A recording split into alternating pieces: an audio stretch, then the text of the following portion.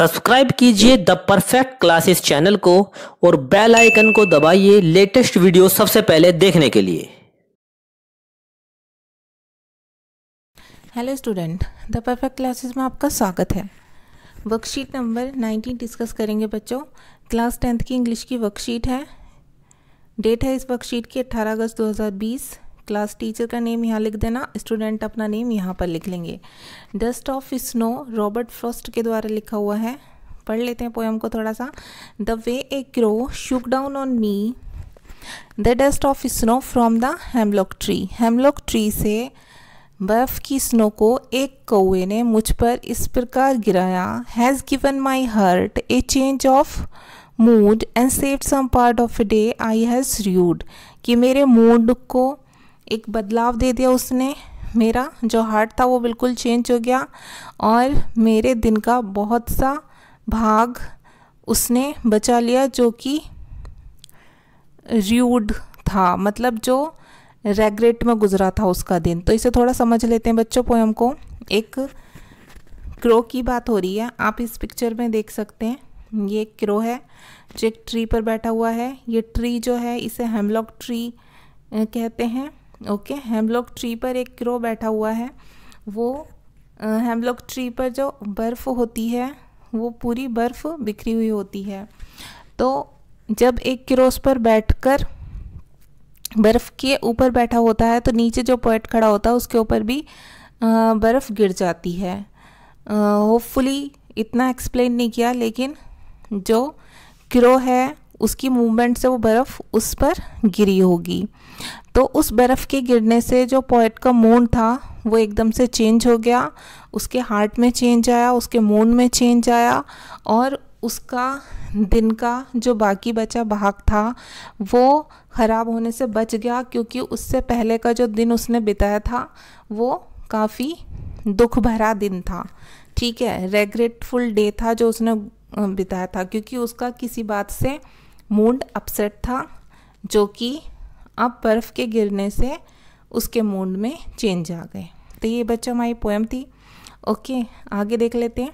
There are moments in life when we feel unhappy but nature cheers us up. कुछ ऐसे क्षण होते हैं हमारे जीवन में जब हम खुश नहीं होते, लेकिन प्रकृति हमें खुश करती है। पार्ट 1 में क्या करना है, from the list given bellow.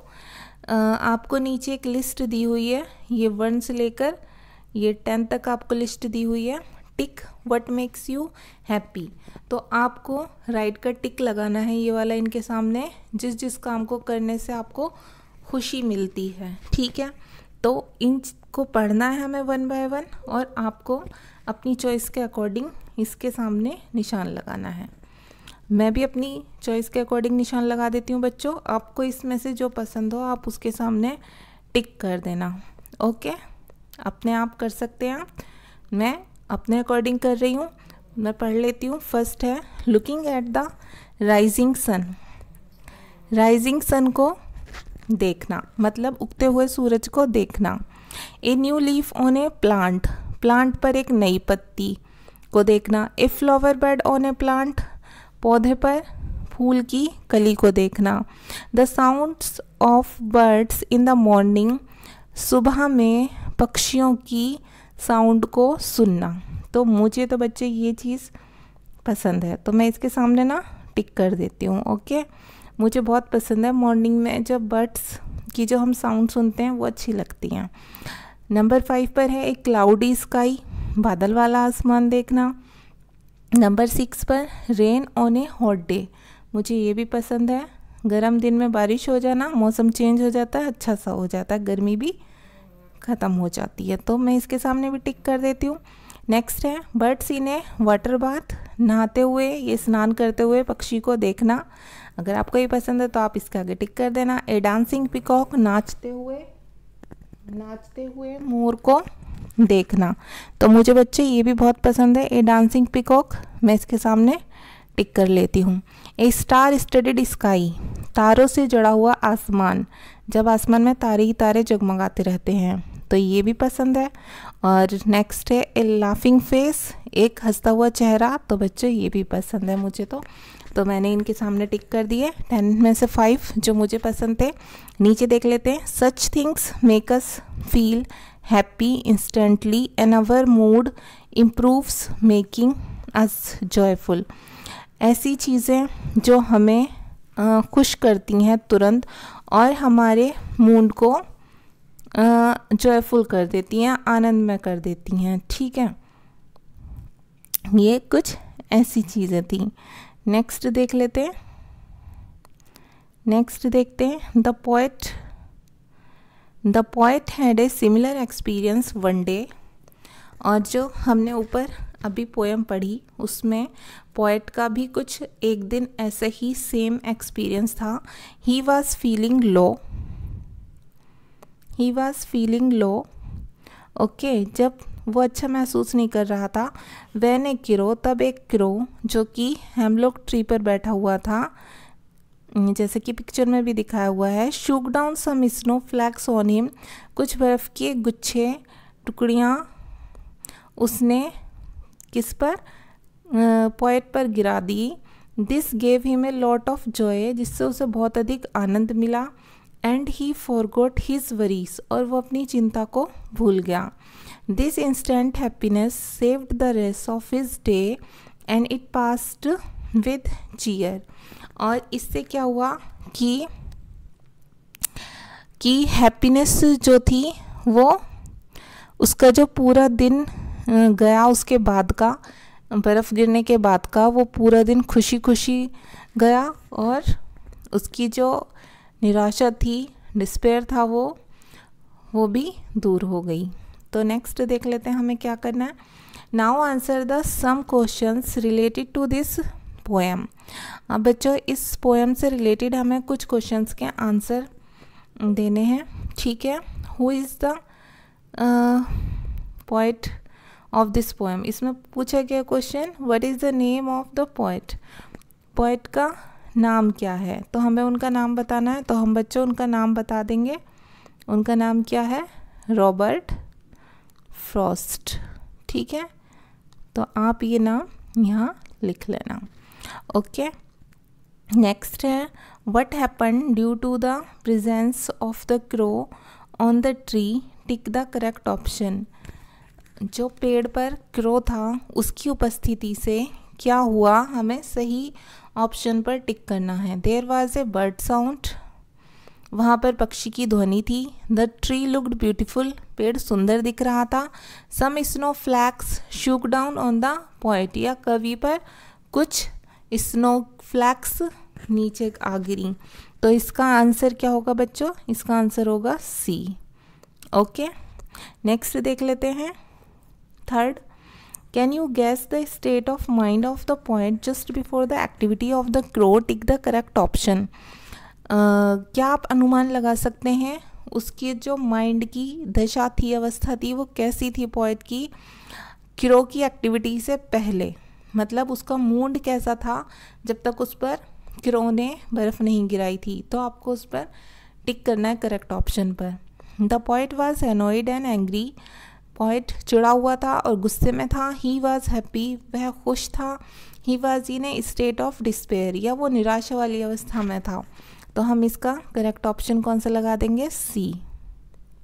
Okay बच्चों, क्योंकि वो निराश था, उदास था, दुखी था।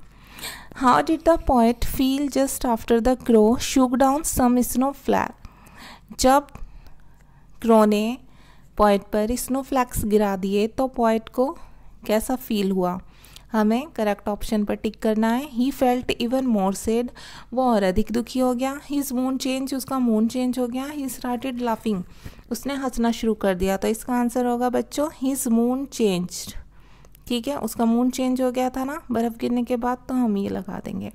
नेक्स्ट है, choose the line from the poem which shows that the poet has been sad during the day.